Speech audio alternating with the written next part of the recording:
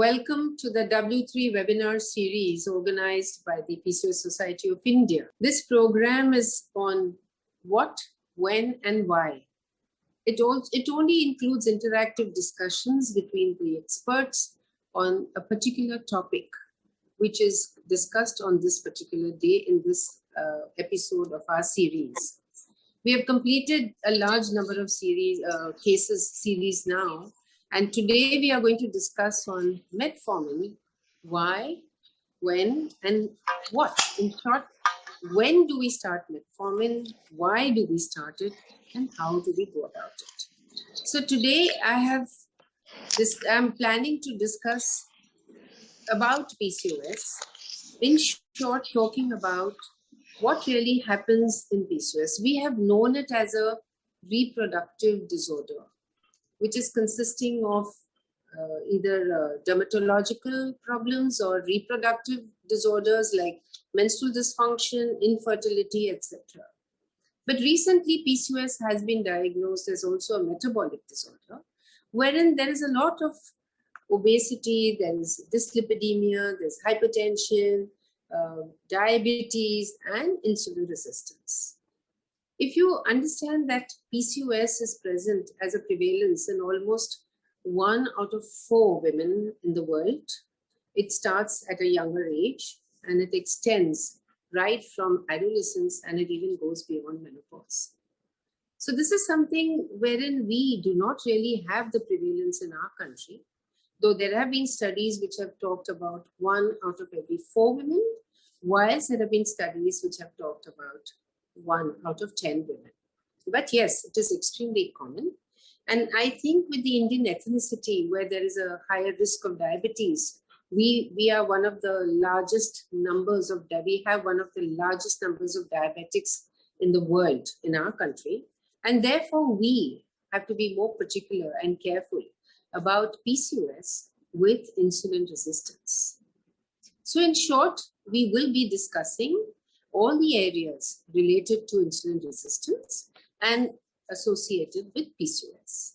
So I'm very happy to bring to you the various experts we have today on our program, which will help us to solve many of the practical problems we have when we are tackling insulin resistance in our patients. So first of all, I'd like to introduce Dr. Mahesh Balsekar, who is a consultant pediatrician, and he's at the moment at the SRCC Children's Hospital. Very acclaimed clinician. He's been a colleague of mine at the Breach Candy Hospital, and he also visits the Sir H.N. Reliance Hospital. In short, Mahesh is one of the senior pediatricians in the city of Mumbai and very well known for his clinical judgment. Next, we have on our list is Dr. Sudeshna, who is the Associate Director in the Department of OBGYN at the Justway Hospital, and she's also attached to the Breach Candy and Psyche Hospital and H.N. Reliance Hospital. She's a certified robotic surgeon, and at the same time, she has a lot of interest in pregnancy care, especially in the high-risk patients. Next person I would like to introduce is Dr. Padma Rekha Jirge, who is the scientific director in an IVF center recognized by ICOG for the fellowship course in IVF, and she's based in Kolhapur. She has a lot of credits to her name, and she's one of our managing committee members at the PCOS Society of India. She's currently the editor-in-chief of the Journal of Human Reproductive Sciences, and she has a large number of publications in human reproduction. So we have Padma Rekha Jirge there. Following this, we have Dr. Piya Ballani, who is currently the Honorary Secretary of the PCOS Society of India. She's a well-known endocrinologist in the city of Mumbai, and she's the consultant endocrinologist at the Bombay Hospital Medical Research Center, and with special awards and a diplomate of the American Board of Internal Medicine. And this is something which we have always appreciated in Piya, that she's an excellent endocrinologist, and we always rely on her for our endocrine problems. Along with her, we have Dr. Zeel, who's a young person in this area of people all 40 plus. So she's the person who's going to present. She's an associate gynecologist at GynecWorld, and she's a fellow in reproductive medicine. And at the same time, Zeel is an enthusiastic young lady who will now put forward a case which we have come across with PCOS and insulin resistance. So over to you, Zeel. Go ahead and make your presentation. Thank you, ma'am, for the opportunity. I'll start with the case presentation in a minute. So we have Mrs. XY, 27 years of age, who's a known case of PCOS, who come to the OPD with complaints of acne, delayed cycles which come every 35 to 40 days, infertility for a period of a year. She's had difficulty in losing weight in spite of exercising and eating healthy for the last 6 to 8 months. Her menstrual history, she's got bleeding every 35 to 40 days, lasting for about 3 to 4 days, normal flow, no dysmenorrhea. She's not had any pregnancies in the past. There was no significant medical or surgical history. Family history, both her parents have type 2 diabetes, and she's had no other history of headaches, hair fall, or loss of facial hair, loss of scalp hair, stretch marks on the skin. Her clinical examination, her weight is 74 kilos, the height of 152 centimeters. Her BMI is 32.1, visceral fat is 10, waist circumference of 81 centimeters. An examination, her vitals were normal. She had acanthosis present on the nape of the neck and the underarms, acne on the face and the upper arm. Her FG score was 1. Breast examination was normal with no galactorrhea. The systemic examination, abdominal and vaginal examination were all normal. A provisional diagnosis of PCOS with subfertility, with obesity, and probable insulin resistance. Investigations, her routine test, complete blood count, her blood sugar fasting and post-glucose was normal. In her lipid profile, the triglycerides were raised, 192 milligram per deciliter. The rest of the lipid profile was normal. Her AMH was 6.7 nanogram per ml. Liver functions and serum creatinine was normal. Her hormonal tests, the thyroid functions and the prolactin was normal. Her fasting insulin was normal. A post-glucose insulin, which was done after 2 hours of 75 gram of glucose was high, which was 96 mu international unit per ml. 17 OHP and free androgen index was normal. Her sonography revealed a normal uterus with an ovarian volume of 11.2 and 13 ml. FNPO of 12 to 14 on each side. There was grade 1 fatty liver. Rest of the scan was normal. Evaluation, there was no significant history of sexual or medical disorders. Semen routine was normal. The final diagnosis is oligoanovulation with hyperandrogenism and PCO morphology, which makes her fit into the classical phenotype of PCOS with subfertility, insulin resistance, and obesity. So for her pre-treatment, we had advised her weight reduction, a final target of 20 for a period of 12 to 18 months was given to her. We started her on folic acid and B12 supplements. She was started on metformin for her insulin resistance, started with 500 milligrams and gradually stepped up to 1.5 gram per day. The plan was ovulation induction with letrozole, follicular monitoring, and timed intercourse. In the first cycle, ovulation induction was started with 5 milligrams of letrozole, and a follicle size of 19 millimeter was seen on day 18. A trigger of HCG was given. There was no rupture on 36 and 48 hours on the sonography monitoring. A second cycle, we found a similar result, no rupture in spite of the trigger. So a decision of IVF was made in view of this repeated luteinized unruptured follicle, and she was in a hurry to get pregnant because she was based out of Mumbai. So she wanted to achieve a pregnancy as soon as possible. Hence, in the third cycle, ovulation induction was done with recombinant gonadotrophins and antagonist protocol was used. 15 eggs were retrieved on the pickup. A freeze-all policy is used to prevent hyperstimulation. A thaw cycle resulted in a singleton pregnancy for her. I would request Madam to start the discussion with the experts now. So, if we come to the discussion, I mean, the first question which has always entered my mind is with a PCO patient, that classic phenotype A, wherein she's got oligoamenorrhea, she's got hyperandrogenism, and she's got a polycystic ovarian morphology. we do find that a large number of patients, 80% of our patients are obese, and obesity is considered as an insulin resistant state. And at the same time, we've got at least lean patients also showing that they have insulin resistance. So question is, Piya, I wanted to ask you as to why we are not including insulin resistance in the criteria of polycystic ovarian syndrome. Madam, you started off with $1 million question. The renaming of PCOS has been a much debated and required area, because otherwise the whole polycystic ovarian morphology becomes the start and the end of the entire discussion with patients. So no doubt we are missing out over here on the insulin resistance background. 75% of obese patients, of lean patients, and 95% of obese patients are going to be insulin resistant. I'm talking about PCOS patients over here. So if we have to rename this as a reproductive, metabolic, that whole comprehensive nature of the disease, the heterogeneous disease, has to be introduced. At some point, somebody has to make that. Yeah.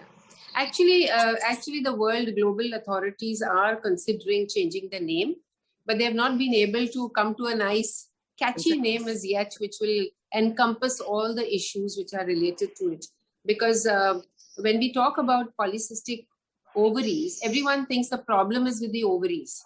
And that is why we need to change the name somewhere, because we do get PCOS even without polycystic ovarian morphology. I think that is something which needs to go. And so in keeping in mind that even lean patients can be insulin resistant, Dr. Padma, Rekha, when you treat your infertility patients, do you tend to check on their insulin levels, or you just, how do you decide whether to give metformin to them or not?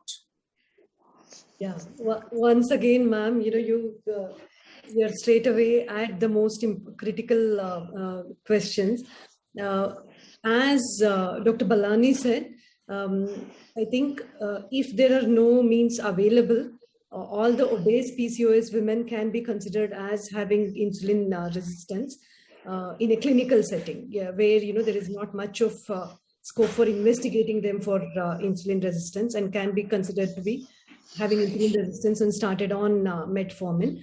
Whereas in an ideal scenario, they should be investigated for insulin resistance. There are various tests which have been used, from simple fasting blood sugar to glycosylated hemoglobin to fasting blood sugar and fasting insulin ratio. Various tests have been used.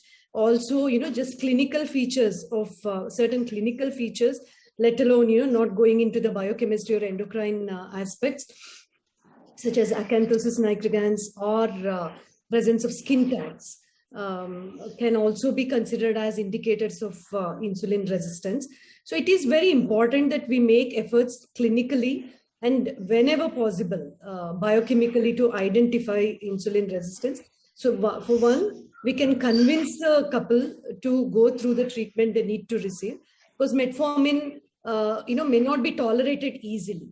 And there are misconceptions about that being an anti-diabetic drug. So they would be thinking that it is being used, or misused. And also, it's not something which we give like ovulation-inducing agents for 5 days in a cycle. It is something that needs to be continued for a while. So they have to be prepared to accept that. So clinically and biochemically, through these means, we can identify.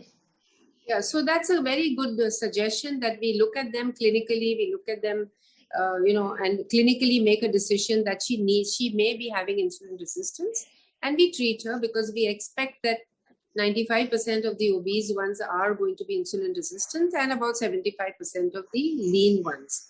But then, Piya, you're an endocrinologist, how do you decide what is the dose of metformin we should give that patient? Okay, so madam, before I talk about the dose of metformin, may I just add on from an endocrinologist about the diagnosis of insulin resistance? So truthfully speaking, clinical markers, really speaking, are so clear, with some biochemistry as well. If you have a woman, the ATP3 criteria for metabolic syndrome has a huge specificity, 91% specificity, a 66% sensitivity for the diagnosis of insulin resistance. So here we're talking about 3 out of the 5 criteria, which we're talking about a waist circumference, Otherwise, for the Western criteria, that's 102 and 88 centimeters. For Indian criteria, we talk about 90 centimeters for males. And since we're talking about females specifically here, I'm going to say 80 centimeters for females. So one is waist circumference, blood pressure more than 130 by 80, a fasting glucose of more than 100, a low HDL level of less than 40 in females. And finally, we have a sugar of, did I say sugar? Triglycerides of more than 150. So if you have 3 out of 5 criteria, that pretty much will point towards a high diagnosis of a high possibility, or rather will point towards a diagnosis of insulin resistance. Add to that your parameters of acanthosis, clinical signs, acanthosis, abdominal obesity, like in our patient over here, she already had fatty liver. All of these things are again pointing towards the diagnosis of insulin resistance. Truthfully speaking, doing tests for insulin resistance is tedious, complicated, more restricted to the lab setup. So these are not easy tests. If you're talking about the hyperinsulinemic euglycemic clamp, if you're talking about what we call the MMAMGS, which is basically for the metabolism of glucose, if you're talking about pancreatic suppression tests, these are all research-based tests. So yes, indirect assays to diagnose insulin resistance have been thought about. And these include all these glucose-insulin ratios where you measure pre-post glucose insulin levels, calculate the ratios, the quickie assay, so there are multiple assays of that nature also as well. The HOMA being used very commonly, the Macaulay index, again, another one that's used commonly. But again, so these are again for paper-based, areas. In terms of what's practical in the clinic, so truthfully speaking, right now, the huge amount of data in our clinic is basically, if I have a PCOS patient, we know this is a pointer towards insulin resistance in itself, like we just discussed. But over and above that, a combination, and you've got to pick and choose which patient is going to do. Number one, if you really, really need to make a big change, an OGTT would be the most preferred test, because that can really help you enroll and engage your patient to make lifestyle modification and the starting of metformin as well. Otherwise, a fasting sugar and an HbA1c also have been well validated for this purpose as well. So in terms of diagnosing and let's say starting metformin, like we said, basically for women with an increased BMI, the metabolic benefits of metformin, the reproductive effects as well, have all been well established also. So this has an off-label use, honestly, in the use of PCOS, and especially for our population, where we have an ethnic risk. The use of metformin, therefore, is something that we are using commonly, and we also, because of our long-term risk of metabolic complications, the use of metformin can actually help to avoid the long-term risks associated with insulin resistance in itself. Absolutely. So question comes to Sudeshna, that you get your patients who are wanting to plan a pregnancy and they always want to do some preconceptional test to know whether they are fit enough to go ahead with the pregnancy. Are they carrying anything which they are transferring to their babies?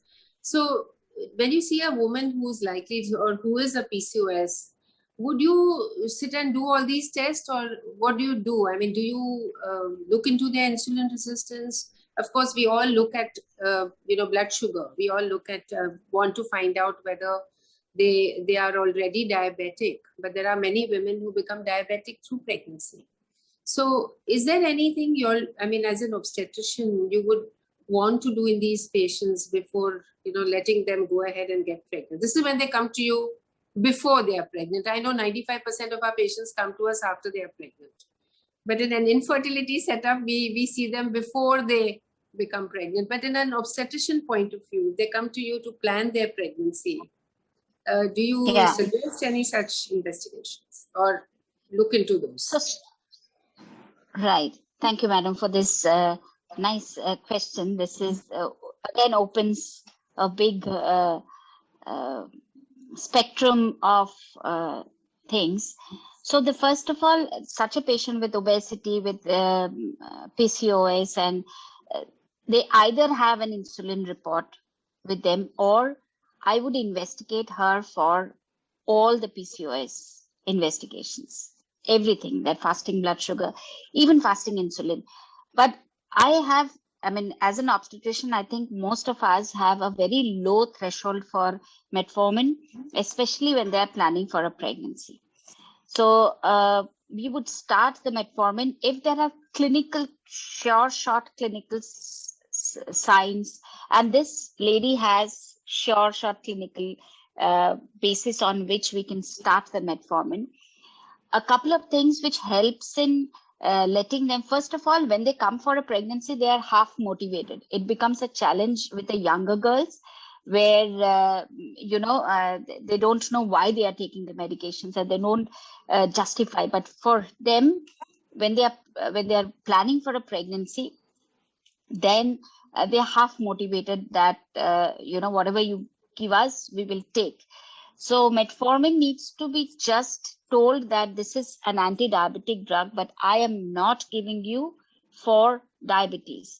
This word has to go because they take the prescription and they go there and they find out that this is an anti-diabetic, and then they either yes. So this is what works for them, that if you tell them that this is why you will need the metformin, and this is going to protect you, or this is going to prevent complications in your pregnancy because you have these points. So definitely the uptake or the acceptance of metformin is high, and most of the obstetricians have a very, very low threshold for metformin, because now metformin can be continued. So the next question they ask is, if I get pregnant, then should I stop the metformin? I said absolutely safe to continue as you are pregnant. So that gives them assurance. And yes, we should do whenever such a type of patient, even when they're not coming to us for infertility treatment, they're just coming for a preconceptional testing. It is absolutely needed that we do their PCOS profile, including the cholesterol and things like that, because it's we should give them a proper 360-degree look at their health. Absolutely.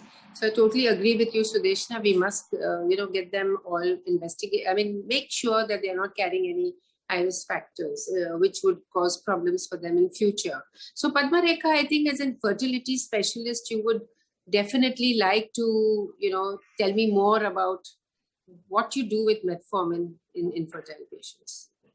Yeah, I think the point at which we decide, ma'am, to start metformin, taking some time out during that consultation and explaining why it is being started and why most widely, inform them that it is most widely used as an anti-diabetic medication, but we are using in this particular scenario for a different reason, and reassure them that they're not going to have episodes of hypoglycemia, because there will be mothers, fathers, and grandparents at home probably taking this and telling them that, taking such high doses of the medication will lead to all sorts of problems. Even the chemists, about 10 years ago, chemists were very well known to tell that, it's being given by mistake, and you're being given the wrong medication. So it's best that we clear all these common myths right at that time. So the stage is created for them to feel that it is safe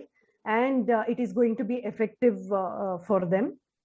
As far as improving their anovulation is concerned, as far as improving their metabolic profile is concerned, and also maybe endocrine improvements.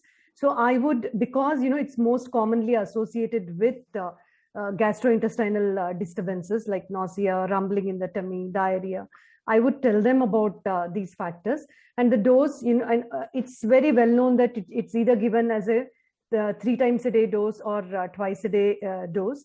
I normally start with 850 milligrams per day for a week or so, and then increase it to 850 twice a day. In morbidly obese people, I may go up to 850 3 times a day. Or if somebody is underweight, has a low BMI, then I may start them with 500 to start off with. So I think you're happy to use a metformin during the management of infertility. And Yes. the next question, of course, comes that sometimes you use it even when your ovulation induction is going on. You want to prevent some hyperstimulation, etc. So do you normally say if you're expecting hyperstimulation in a patient, would you give it, or would you give it to every PCOS woman? If she's even... I mean, even as a primary level of treatment, as an adjuvant for the primary ovulation inducing, I wouldn't use it alone for inducing ovulation in somebody who is anovulatory, but in addition to the primary ovulation inducing agent, I would be happy to use that. And of course, when we are using gonadotrophins for ovarian stimulation, it has that additional benefit of reducing the incidence of OHSS. Yes. Absolutely. So I think we believe that metformin can be given to women before they plan a pregnancy. We believe that they should continue it during pregnancy. Question is how long? Whether we give it till first trimester, whether we continue through the pregnancy, or whether we stop at a particular time. Dr. Mahesh Balsekar is sitting very quiet, the pediatrician. So I want to know from you, are you concerned with gynecologists using so much metformin in pregnancy? Are you worried about the babies? It is considered totally safe and we are quite comfortable when you use it. There's not a problem. Not a problem. Thank you. Yeah. So, Thank you. So keeping that in mind, I think Padma Rekha, you would continue the metformin through the pregnancy? Ma'am, to be very honest, I use it only during the first trimester in somebody who is not been proven to have diabetes or impaired glucose tolerance. So if I have started on the premises that she's purely insulin resistant, once, I would rely more on parallelly, introducing and encouraging other lifestyle modification measures throughout the treatment, because I think the evidence is that lifestyle modification in the form of diet and exercise is equivalent to the benefit achieved by metformin. So by and large, I wouldn't continue metformin throughout pregnancy in everybody as a rule. I would be quite happy to wait till 9 weeks, sort of that is considering that it may have a beneficial role in reducing the miscarriages, even though the evidence is not very strong towards that point. And then I would be happy to stop it. Yes. And at the same time, we have a situation wherein this particular patient's both parents are known diabetics. And in that situation, would you give it prophylactically, thinking that probably she will develop gestational diabetes, or you will still wait and monitor her through the second trimester onwards to look for, impaired glucose tolerance before you start with metformin?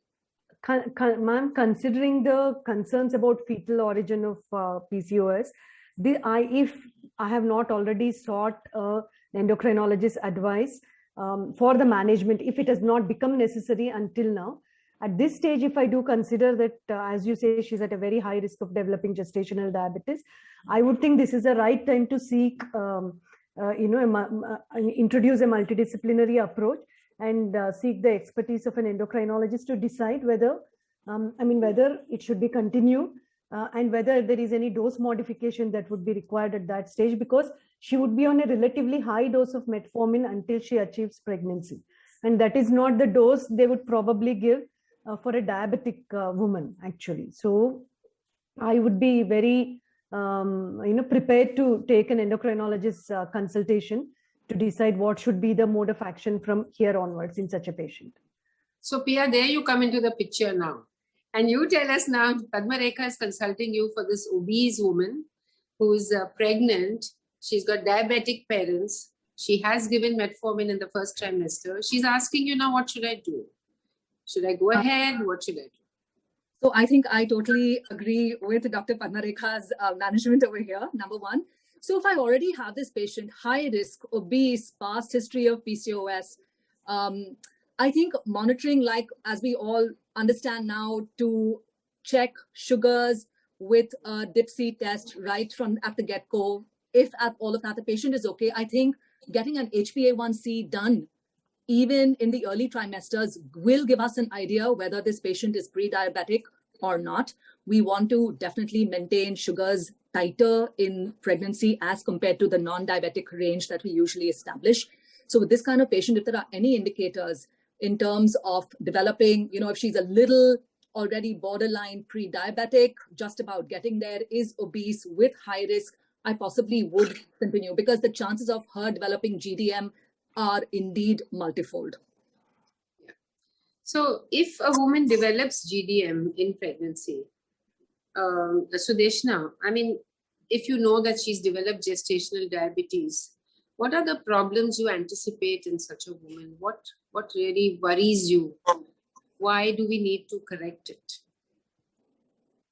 So, I mean, this is we all, as obstetricians, we all know that these PCOS patients and obese patients, they are at high risk of GDM. Once they have a GDM, they are also at high risk of infections once they have, and also high risk of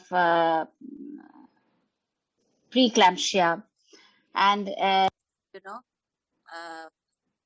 prone to labor like third trimester complications of either a macrozymic baby, or sometimes we see IUGR also. So every trimester has different issues for GDM, and the problem continues, and preterm, last but not the least, is the preterm. It's where we generally expect, in particular GDM, we don't expect a stillbirth, but preterm is a big major factor, and the complications that happens to us is all preterm. In all anticipated preterms, we can give steroids, antenatal corticosteroids very easily. Here in diabetics, we are very, very wary of giving steroids, and when we give steroids, we have to then monitor the blood sugars, tell them that, Sudeshna, your voice is not coming through easily. We're not able to hear you well. Can you hear me now? Much better. Yeah. Much better. Okay. So what I was trying to tell you is that in preterm, when we anticipate preterm in a non-diabetic, non-GDM patient, can you hear me well? Yes. Little muffled sounds. Yeah, go ahead. Speak a little louder. Okay. So when we are dealing with preterm non-diabetic, where we are anticipating, then we can very easily start antenatal corticosteroids. But in GDM, we are very wary about using the corticosteroids at a high dose. And then we'll also have to tell them that the sugars will increase. So there are multiple risks associated. And then comes the labor risk. If she's macrosomic, then whether we can allow her to have a normal delivery, then if she's, how controlled she is in her sugars, whether we can reach up to up to her EDD, or we have to take a call before her EDD. So these are challenges which we face during GDM. And for such a woman, even if she has managed to conceive naturally, if I have put her on metformin like 1500 milligram or 2000 milligram before the pregnancy, I would be very comfortable in continuing her with 1000 milligram of metformin throughout her pregnancy. My own experience of using metformin in pregnancy has been extremely beneficial. So the GDM, the onset of GDM, or I would say rather, most of these patients slip into GDM by the third trimester. But if I have not used metformin in my beginning of my practice, when I was not using metformin so easily, I would see them slipping into GDM before third trimester. And now I see them going into that post the third trimester. A lot of these women also need along with the GDM, they would still need insulin. They would still need more, because after, say, about 34 weeks or 36 weeks, the sugars go completely haywire. But I would have a very low threshold, and I would be happy to continue the metformin at least in 1,000 milligram dose. Okay, so I think that is a good clinical sort of suggestion as to what your experience has been. So Mahesh, what I want to know from you is that we have a patient, say like Sudeshna said, where we are having a preterm labor. We want to, threatening to go into preterm labor. We want to give her steroids because we want to prevent RDS in the babies, which we hand over to you. And we are worried because the mother will develop, sort of a problem. So what would you as a pediatrician or a neonatologist want from us? Would you rather have a baby whose mother has not been given steroids and handle that baby and manage? Or you would prefer that we still give the steroids and we handle the mother the way we would like to with her sugars? What would make you more comfortable? So we have this running fight with obstetricians about antenatal steroids. And unless there is infection, whether there is hypertension, whether there is diabetes, you have to give it. If the sugars go high, please give insulin, but it's mandatory that take the antenatal steroids if the baby warrants it in terms of premature. There's no doubt on that score from our point of view, and I think also from the mother's point of view. Absolutely. But in your practice, how many such babies do you see who are born macrosomic or with IUGR? I mean, with gestational diabetes. What percentage do you find are, more big built? Bigger in size compared to the gestational age? And what percentage do you find they are small for gestational age? I would say less than 10% are small. Most of them are large for gestational age, or appropriate for gestational age with proper control. So, and you find that you have a lot of challenges in treating these babies who are born even at term with large for gestational age. So a small for gestational age baby is more risky, and they're more at risk for hypoglycemia, and you have to be very aggressive with that treatment. The ones who have been managed well and the birth weight is okay, we generally manage with oral glucose supplements and close monitoring. And it's very unusual that they go into the NICU and require drips. It's only the really macrosomic large ones where you try to feed them orally and the sugars are not maintained, that you have to take them to the NICU and give drips. But overall management has not been difficult. And generally within 24, 48 hours, most of them settle down quite nicely. So I think keeping in mind that, babies could get macrosomic, Piya, what would you recommend to OBGYNs? That, how they should monitor their patients who are, insulin resistant PCOS with high risk, and how often they should monitor their sugars through pregnancy, how they should monitor. So just give a little brief on that. So during pregnancy, intensive monitoring is a known thing. SMBG up to 7 times a day has been known to help. Impractical, of course, in our population, virtually impossible and expensive also as well. But overall, what I recommend to my patients to do is, if they're able to do it twice a day, maybe if they're able to check their sugars twice a day, because at the end of the day, the more information the patient gives us with regards to their sugars, the better we are able to manage the sugars within those tight parameters that we really want happening. With pregnancy, like we know, the whole hormonal milieu that changes, and towards the 3rd trimester, the liver's pretty much, the maternal liver is pretty much putting out 50% more glucose as compared to non-pregnant levels, because that is the time for the baby's growth. So you know that the sugars are going to go really sky high, as a result of which insulin does become the mainstay. And for insulin therapy, there is no other way but to do monitoring. Now, whether that comes through your self-monitoring of blood glucose, which is a necessity, and I think when you involve the partner, involve the patient, explain the importance of self-monitoring of blood glucose, which otherwise this patient, even if the patient had been a type 2 diabetic pre-pregnancy, for the baby during pregnancy, all these patients are happy to start doing some amount of testing as well. The A1C, though it is a longer term parameter, cannot be used. It just helps you differentiate between pre-pregnancy type 2 diabetes versus diabetes, and of course, once every trimester. But I think in this day and time, madam, I mean, CGM again is something which is an excellent tool, which gives us real-time glucose monitoring. The monitors, the sensors that are there, very simple. A small electrode sits, for example, on the arm over here, gives you 14 days, which basically comes to you in a very simple graphical representation where one can literally very well see on the curves, the daily curves, the hyperglycemia, the hypoglycemia, and the glucose variability.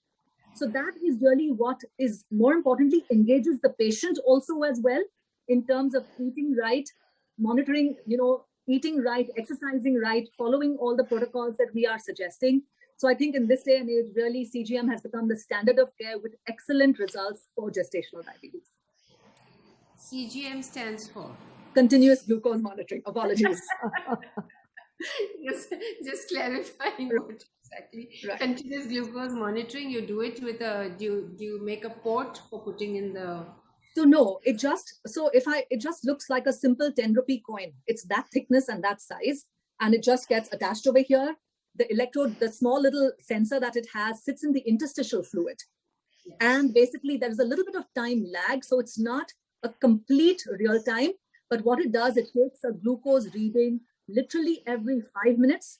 So you have like 288 readings generated a day, which is ultimately all collated, like I said, and you get an entire graphical representation basically for the entire 24-hour profile, and one can pretty much see on the curve. So if I, for my GDM patient, am establishing normal values that I want, let's say between a 70 as my lower limit or 140 as my upper limit, you can set your parameters so the patient can easily see, and the doctor can easily see at which time are their highs, which time are their lows. One can correlate that to eating patterns, exercise patterns.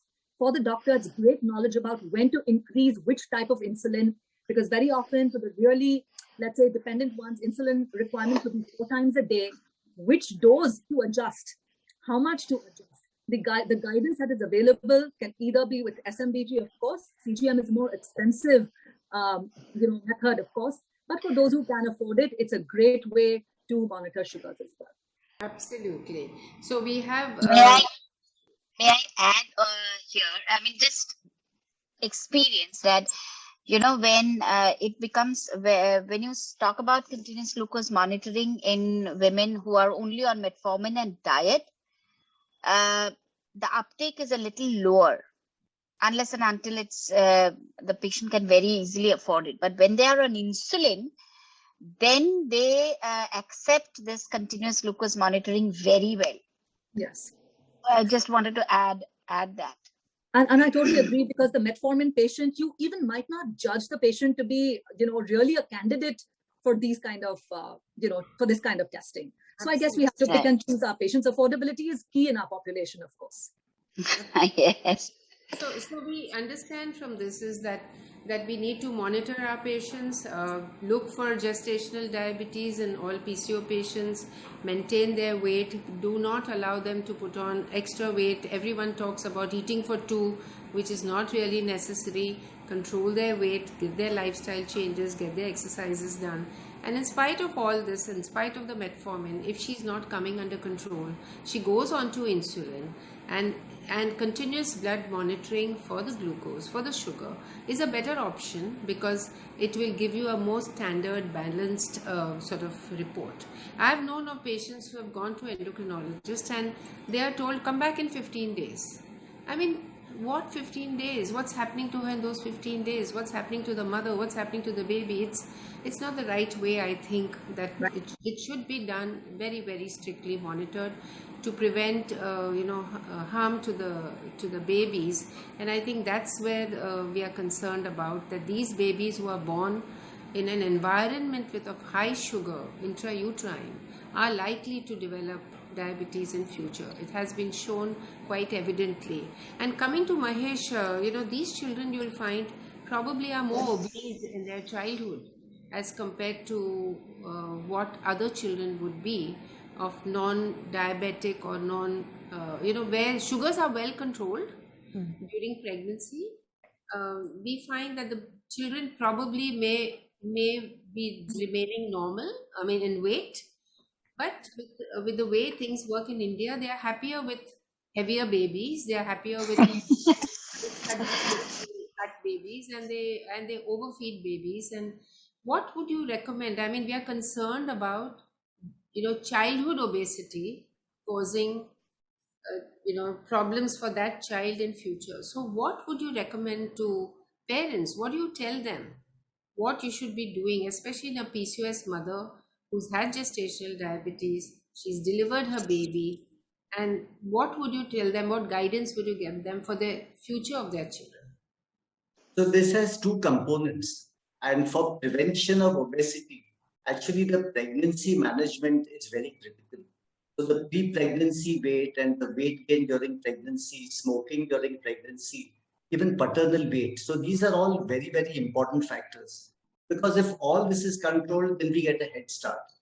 When the baby is born, the small for gestational age and the preterm babies, the mothers are very anxious and they want to feed them excessively. And sometimes they have this thrifty gene hypothesis and they'll end up getting high calorie, high protein foods. They actually land up with obesity, PCOS later. Similarly, the LGA babies who are born of diabetic mothers, they are also prone to obesity later. So I think it is very important to manage these babies appropriately to prevent adult obesity, because we know that childhood obesity has a correlation of almost 50 to 90% in different settings leading to adult obesity. So breastfeeding is one of the most important and protective factors. So the moment you start formula, the higher protein and the higher weight gain which you see is a risk factor. When you start solid foods and complementary feeds, what kind of complementary feeds, how much protein you give, how much sugar. So all these are very important determinants of weight gain, because early onset of weight gain in infancy is a great predictor of childhood obesity and later adult obesity. So this programming which takes place, metabolic programming during pregnancy and leading to how the child utilizes calories in the newborn period is very important. And here I would add that the maternal behavior during feeding is extremely important. So we call it responsive feeding. So it has to be according to the cues offered by the baby. And mothers are particularly over anxious when they've had pregnancy problems, infertility problems, or small babies. And most of these babies are overfed, leading to childhood obesity and then adult obesity. So I think we have to do appropriate nutritional counseling. The problem comes up for a small baby, an SGA baby. We want them to catch up weight. And if you have a good weight gain, then it improves the neurological outcome.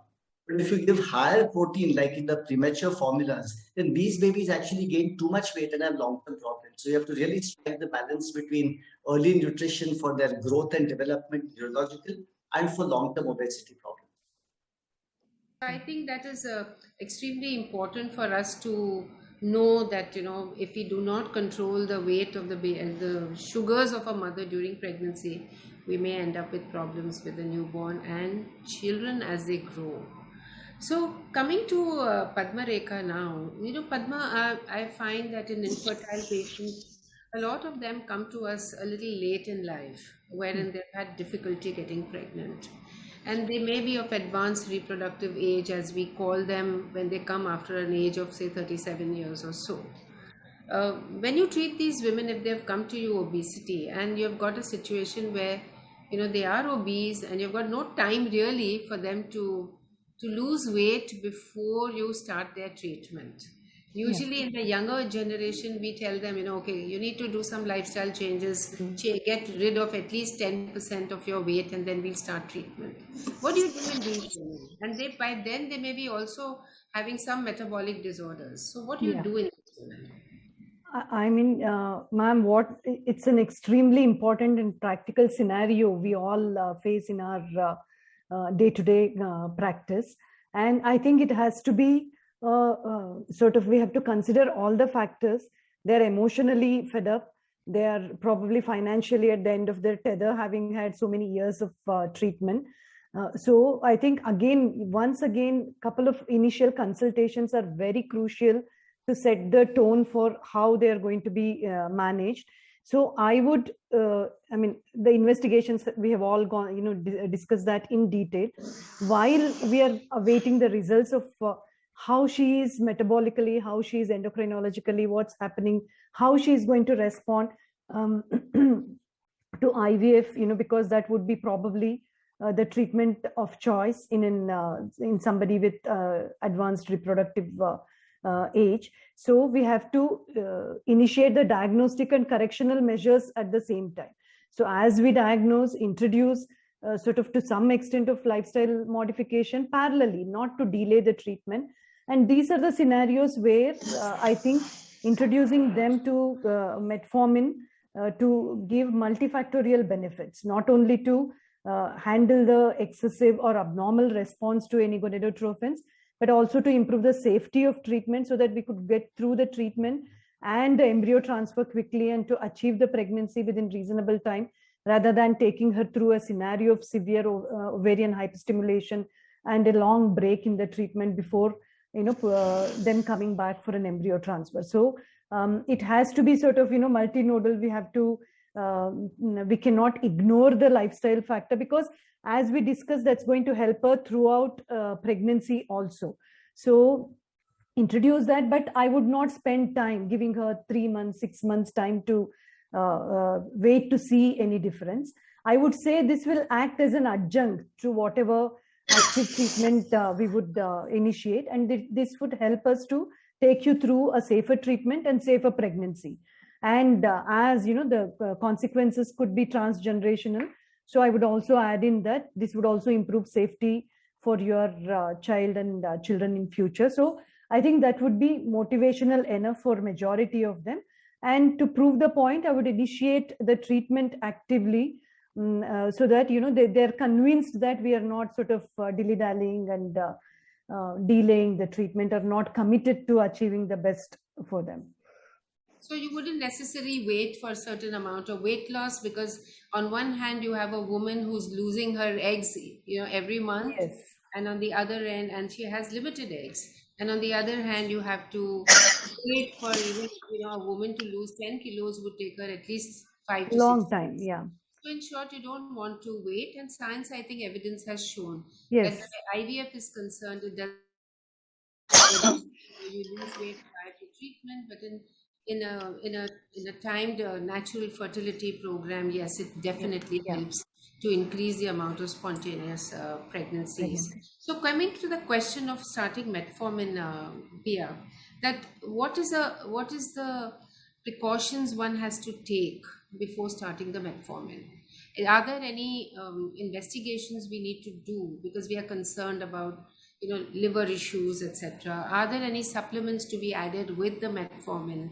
What is the contraindication to giving metformin? If she can't accept that metformin, she has side effects, what do we do? So these are the questions regarding metformin. Okay.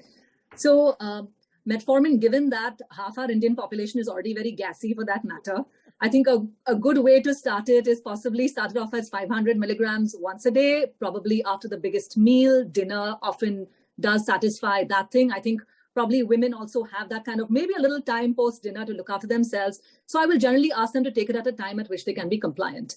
So generally one would start with 500 milligrams once a day, can gradually step it up on a weekly basis. I think roughly around 1500 milligrams to 2000 milligrams is a good way. I think how Dr. Padma Rekha spoke about 850 milligrams twice a day, or in the really insulin resistant ones, maybe 1000 milligrams twice a day also is okay. The side effects of metformin, basically nausea, vomiting, diarrhea, abdominal pain, and some non-specific gastrointestinal side effects are also described.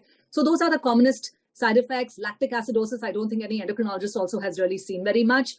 But as far as the common GI side effects go, well, majority of patients, it's mild, it's self-limiting. I will often encourage my patients to step up their metformin as their tummies feel comfortable. Taking the extended release version, typically after meals, and a gradual step up are simple ways to ensure that the side effects don't happen.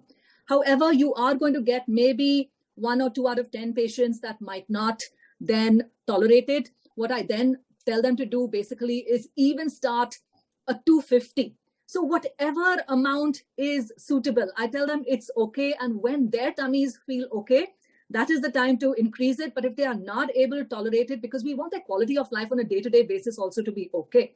So from that perspective, 250 or how much ever they can tolerate with gradual titration is where I ask them to stick on.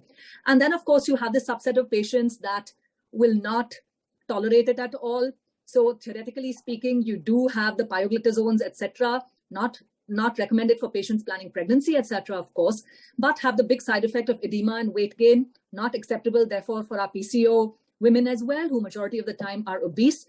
And the other, which brings us to the story of inositols, which I think gynecologists probably use more than us endos. But there is more and more data coming about for the metabolic, the hormonal, the ovarian benefits from inositol. These are naturally occurring, substances that are present in the cell membrane. They basically play a role in insulin signaling the transduction. So as a result of which, the use of this has been found in many areas to be matching up to metformin.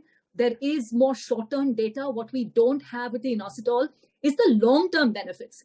Because like we know with metformin, the prevention of type 2 diabetes, impaired glucose tolerance, all of that with metformin has been way better documented after 7 decades of using it in patients with diabetes and many decades possibly in PCOS as well. That is what is lacking with inositols. Yeah, but are there any contraindications to using metformin? With metformin? So metformin primarily, you're looking for a GFR of less than 30. So if you have a woman who has kidney dysfunction, I would not possibly use it in women with severe gastritis, duodenitis. That I think becomes a difficult area as well. You're talking about patients with grade 3 and 4 cirrhosis of the liver. So you're talking about over here, the contraindications, and to extremely dehydrated, maybe very fragile patients as well. You want to think twice about the use of metformin as well. So you would do her renal function and the liver function test prior to starting? From a PCOS standpoint, of course, like we've discussed, patients come with this entire bunch of investigations. So all of this is most often included as far as that goes. So I wouldn't say that I will necessarily, if let's say a patient with PCOS or maybe early diabetes comes to me, I generally will not necessarily ask for that test as a prerequisite to starting it. Probably the next time when the patient comes back with tests done, I will definitely include that as a part of the workup.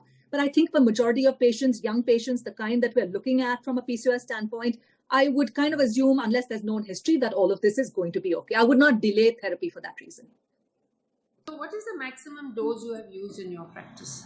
So the maximum dose I have used is roughly around 3,000 milligrams in my practice, commonly used in the West. For our population, 2,000 is more of an acceptable dose, where I generally tend to cap it. Depending on the weight of the patient. Depending on the weight and the tolerability, of course. What about in children, Mahesh? Have you used metformin in children? So metformin in children is approved only for diabetics, those with a hemoglobin A1C less than 8.5. If it's more than 8.5 and they have no complications, you can combine it with insulin. But we now use it for the obese children with major insulin resistance, acanthosis, and sometimes maybe some liver changes and metabolic disturbances. So in these patients, we normally start at about 500 and go up to 1,000. In adolescents, we rarely go up to 2 grams. So generally about 1,000 grams, they do well. Most of them are teens, early teens, 12, 14. So 1,000 milligrams is sufficient. And we give it for 3 to 6 months, and generally we see a good response. So we are seeing a lot of adolescents at the moment with this kind of a scenario, with the lifestyle most of them are leading now with mobiles and computers and hardly any physical activity and a bad diet, unhealthy diet. We are seeing quite a few young girls having this problem with a lot of issues they have. So we have definitely started metformin at an earlier age, but I was wondering, what's the earliest you have started? 8 years, 7 years? Have you ever started them on? Maybe not you, maybe your colleague endocrinologist may have started. So generally in children, we have for example, we've started an obesity clinic. So we have a very aggressive lifestyle modification attempt. If that fails after 3 to 6 months, then only we think about drugs. So in children, normally we don't start this as a first line at all because it's not approved either. But the earliest I have used is a 12-year-old. In a 12-year-old, right. So the question is, these are the questions which are coming from the audience. I'm bringing them out since we were discussing. Madam? Yes, Sudeshna, you want to add something? Yeah, so I just wanted to, as a general, I'm not an infertility specialist. I don't do fertility treatment at all, but as a general gynecologist and an obstetrician. So Padma Rekha will give that obese woman to me back for her pregnancy care, and I'll be Very totally. happy to. So there the challenge is, but because this is a talk on metformin, the challenges that we face as a gynecologist to start on metformin is, I think that this is a nice forum to discuss that. Most of that Piya has already spoken, but what I wanted to say is, you know, it is, I mean, we all know the benefits of metformin, but if the patient does not take it, then we are nowhere. So before we start metformin, a good counseling. One question is, when we start an anti-diabetic, this is an anti-diabetic medication, so we have to take it throughout my life. Is it really necessary?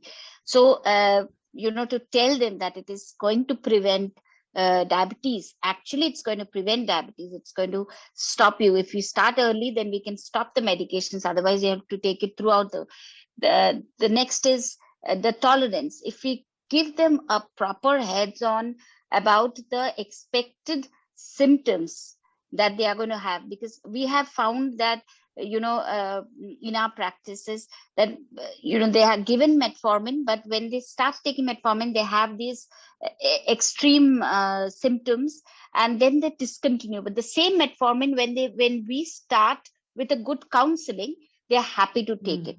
So it's very important for all general gynecologists to start metformin with a good time of counseling, that these are the side effects. Please do not stop it. You're expected to have it, and don't stop it. Just continue. It will slowly settle down. So that's where I felt that, you know, I should bring this, that since it's a forum for metformin. Absolutely. The first time I prescribed metformin to one of my patients, this must have been 15-20 years ago. And this was a PCO patient, and she was a young girl, 18, and she was very obese, etc. Then when the mother went to get the medication, you know, the pharmacy guy, who's not a well-renowned, I mean, what do you say, not a technically sound pharmacist, tells her, okay, who's got diabetes in your home? For whom is this medication? So then the woman says, no, but this is for my daughter. For your daughter, has she got diabetes? So this is what happened. So the lady promptly changed her doctor and went to the next gynecologist. Years later, she met me, and she came and confided in me and says, you know, doctor, I shifted only because I thought you were giving wrong treatment to my daughter. So I think it's a very good suggestion that we must tell our patients that this is an insulin sensitizer used by diabetics, but your daughter doesn't have diabetes, blah, blah, blah. We have to do all that. But Padma Rekha, coming to you, I mean, you see an obese patient who's infertile, like this particular case which has been presented. But suppose the patient was lean, 20% of patients who are lean comes to you. How would you know that she's got insulin resistance? I think first of all is to acknowledge that a fair percentage of them would be having insulin resistance. And as we discussed at the beginning, I think we may have to spend some time investigating these lean PCOS who, if they are not responding to initial stages of treatment. I mean, I wouldn't investigate every lean PCOS if she responds to letrozole 2.5 to 5 milligram. But certainly if she's not responding to the first line of medication, I would convince her that we need to look for insulin resistance. Of course, initial assessment would have shown how much of evidence of hyperandrogenism clinically she has in the form of hirsutism, acne, and any direct evidence of insulin resistance such as acanthosis or skin tags. Because a fair percentage of those who have hyperandrogenism will also have, I mean, they both are so closely linked, insulin resistance, so they would have. And these are the women in whom I may actually resort to biochemical investigation, whether it is fasting sugar, whether it is OGTT or HbA1c before initiating metformin. But if the initial line of treatment is not helping, and even if there is no clinical evidence of insulin resistance, after counseling them, I may consider a percentage of them to go on insulin, but at a different dose, considering their weight. I may not put them on 850 3 times or twice a day, but I may start with 500 once a day, and maybe, up to one. I think the general sort of what I have learned over a period of time is at least 1000 milligram per day is considered as the least effective dose. So if I can reach and maintain that dose, and if that, if there is improvement in ovulation, then it is an indirect evidence that metformin is helping them. So when you said that the patient is not responding to my letrozole treatment, what exactly did you mean? Not ovulating, not developing a follicle. There is no follicular growth. There's no follicular growth developing. Have you found any other investigations, like say, when you have investigated for the fertility point of view, like say the AMH levels or the antral follicle counts or anything in her anthropological data or her investigations, which give you a clue that probably this lady is insulin resistant? Those who have, we know that women with PCOS will all have higher than average AMH for that age group. But those who have exceptionally high AMH, or those who, when we do the ultrasound, the ovaries look completely honeycomb-like. There are excessive number of follicles, or even very thick stroma, very large ovaries with very thick stroma. These are the ones which sort of have a strong association with insulin resistance. Absolutely. So hirsutism also probably is a marker.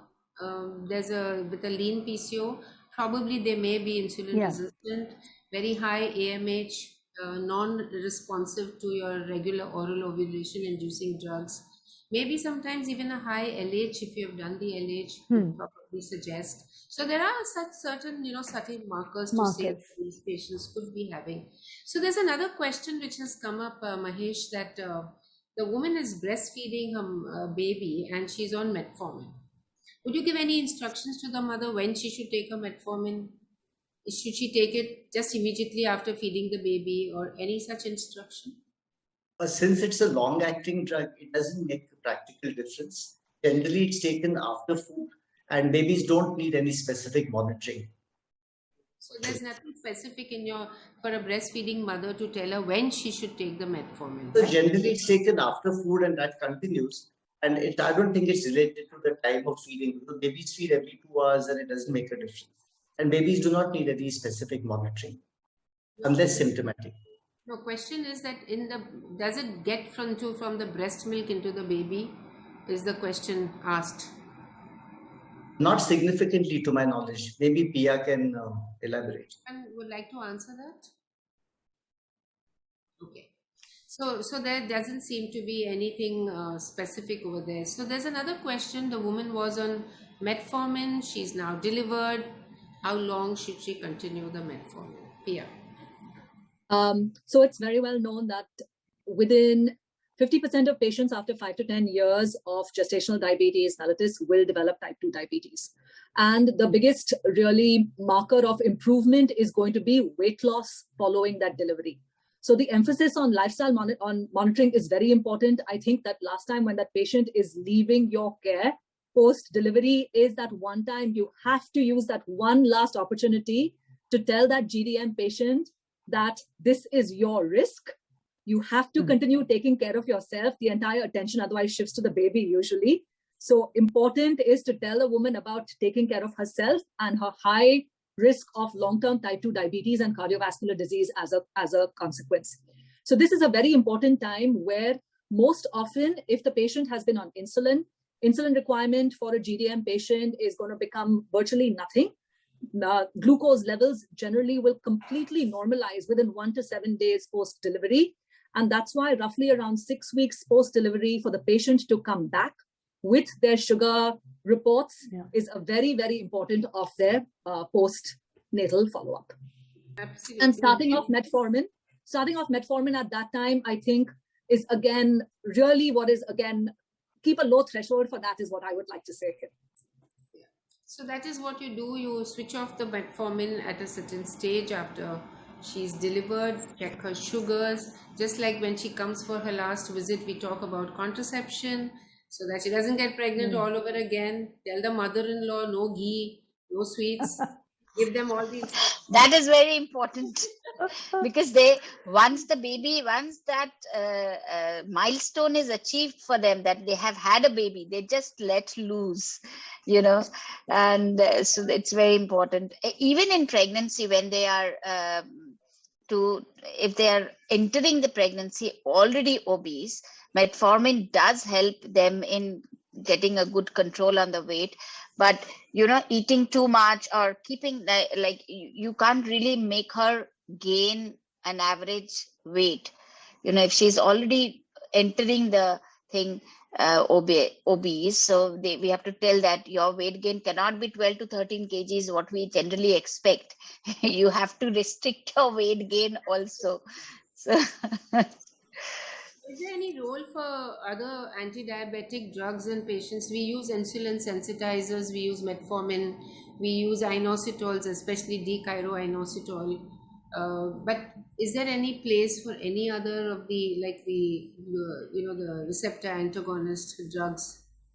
So if you're talking about insulin sensitizers in particular for insulin resistance, pioglitazone is the only other one, which has been shown to improve menstrual cyclicity and ovulation for that matter.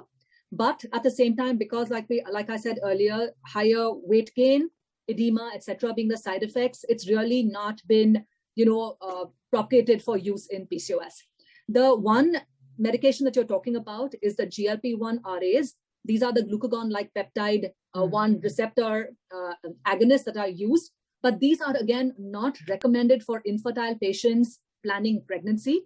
However, they are good anti-obesity drugs in themselves, approved for diabetes as well as obesity as well. So especially the one which is liraglutide, which has been approved for obesity rather than for diabetes alone, is the one that is given. Restrictions for that are injectable therapy, a once daily injection. And number 2, expensive as well.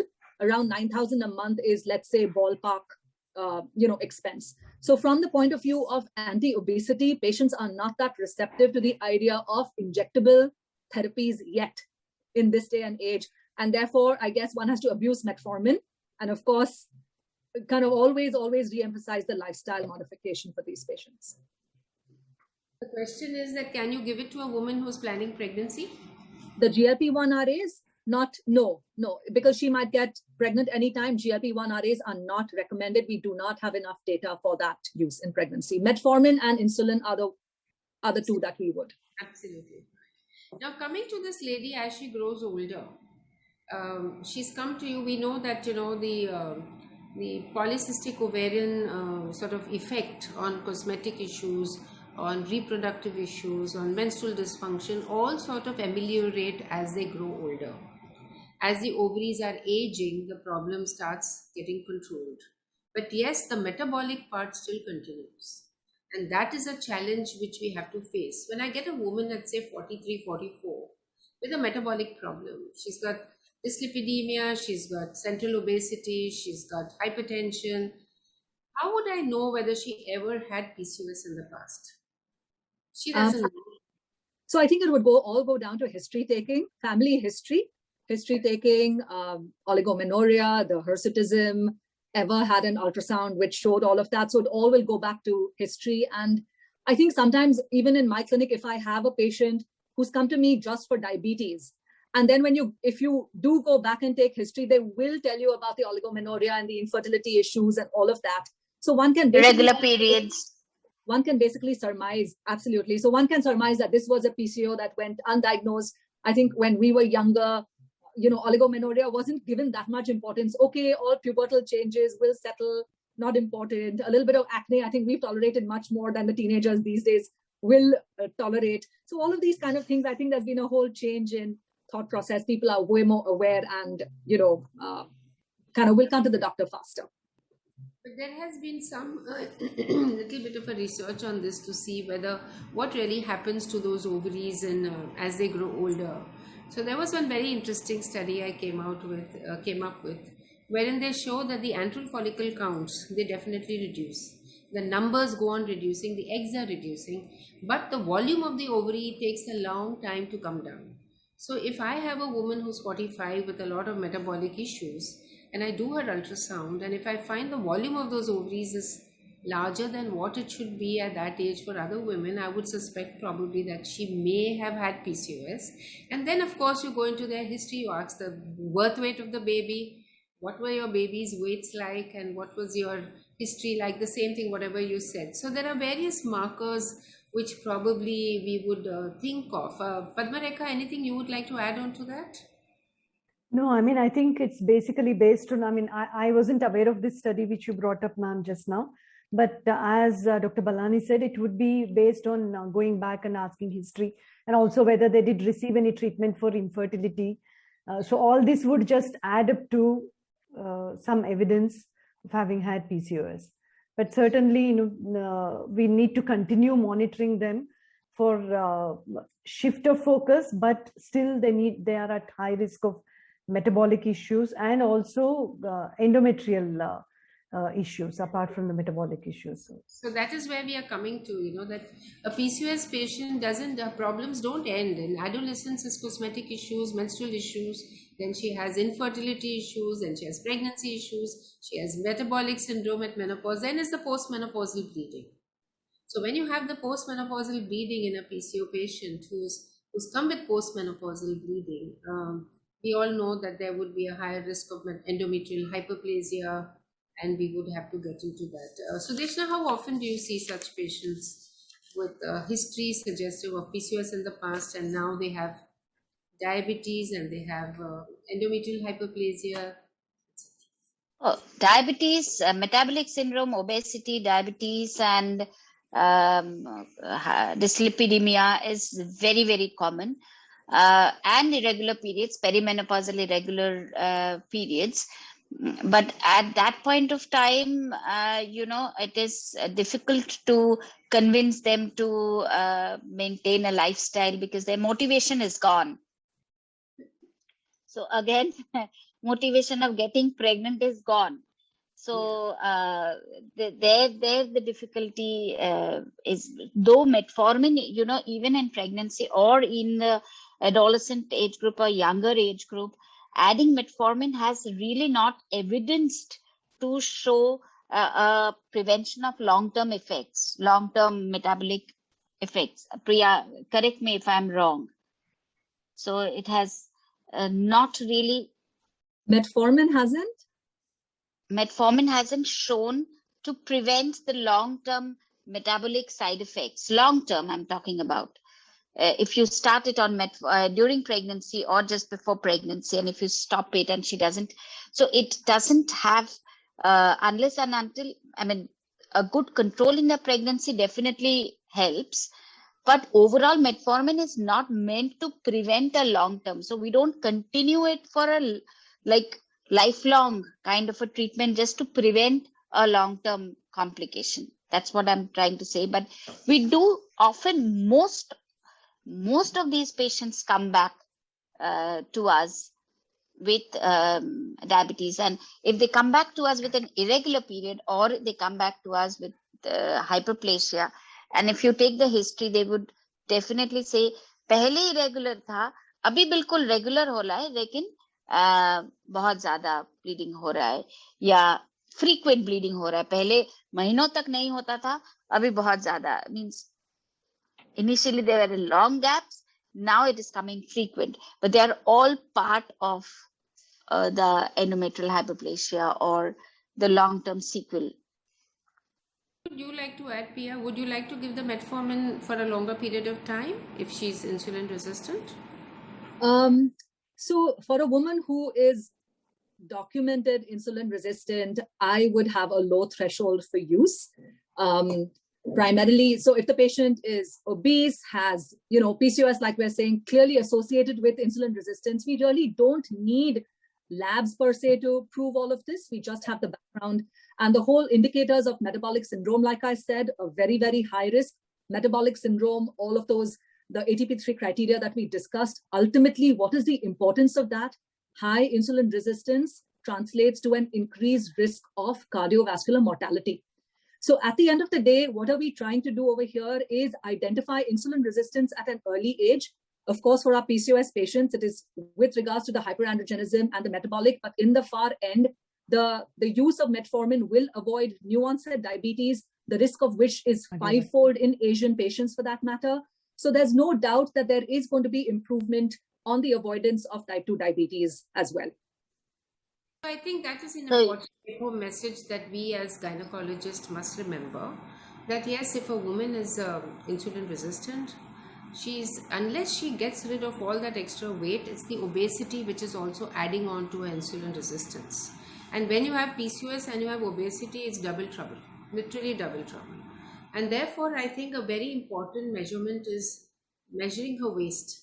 And I find that the ones who have central obesity more at the waist level are the ones who have the maximum complications. And that is something which should give us an inkling that this lady probably is insulin resistant and get her onto metformin.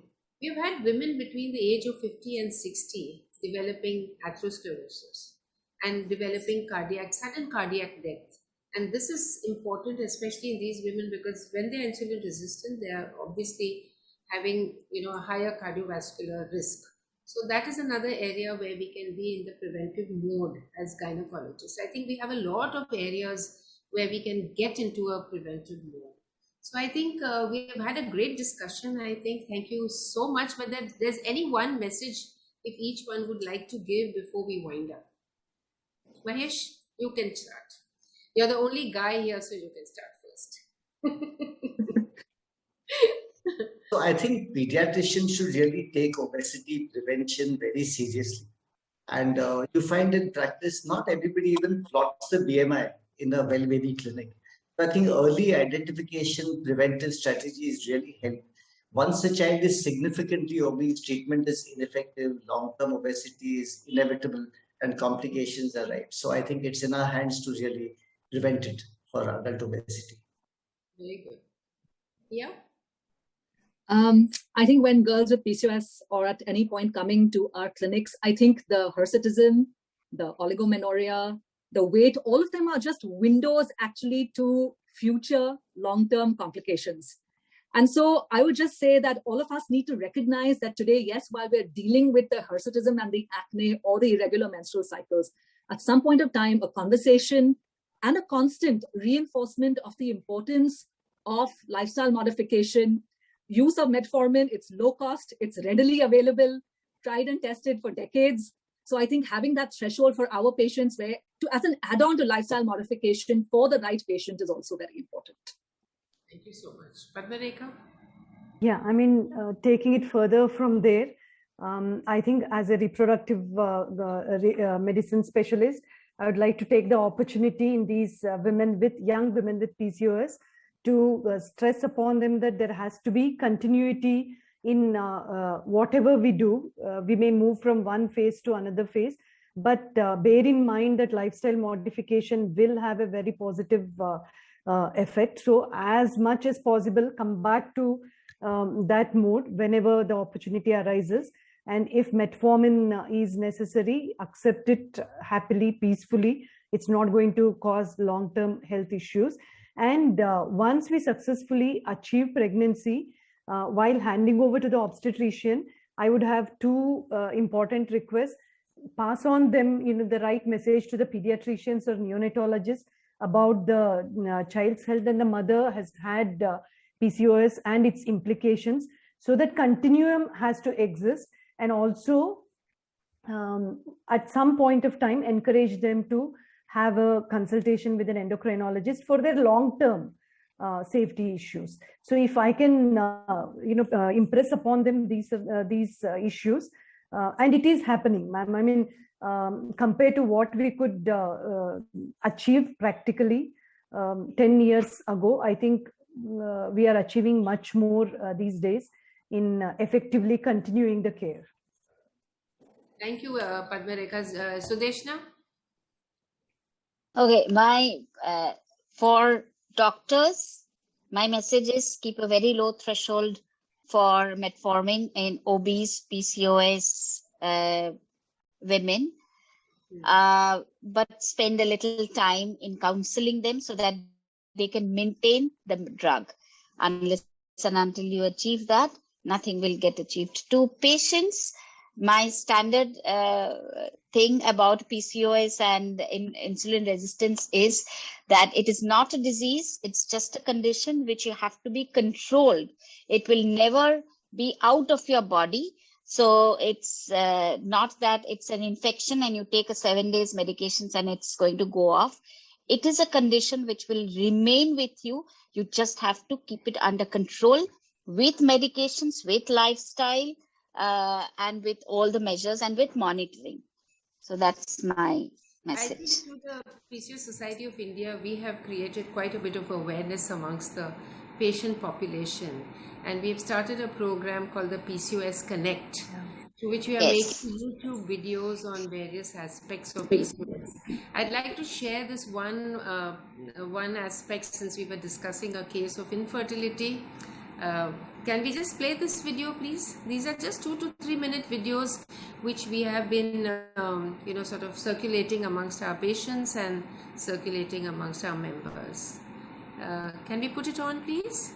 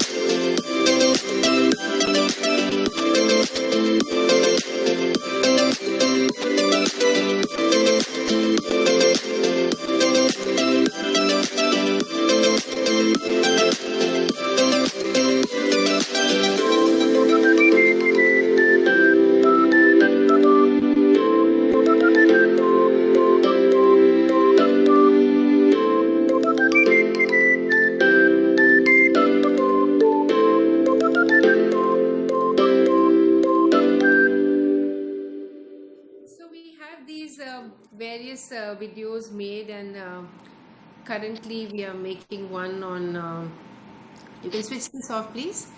We are making one on pregnancy, which will soon be released. We have done about 7 of them. The 8th one is in the making, and we hope to do the next one on insulin resistance. So as we go along, we keep making them.